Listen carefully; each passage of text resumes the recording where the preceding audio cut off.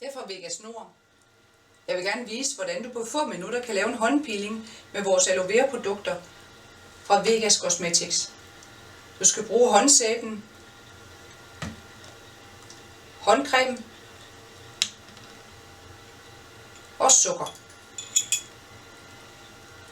Påfør sæben på tørre hænder. Brug en teskefuld sukker. Og vask hænderne uden vand et lille minuts tid. Sukkeret fjerner de døde hudceller.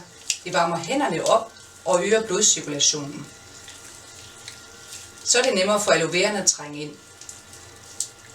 Begge vores produkter indeholder 50% aloe vera og er parabenfri.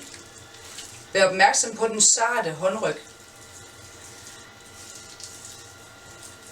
Når du skal skylle sæben af, så husk at få det hele med.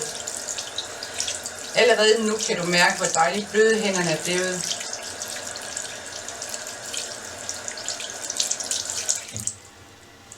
Så skal hænderne tørres rigtig godt.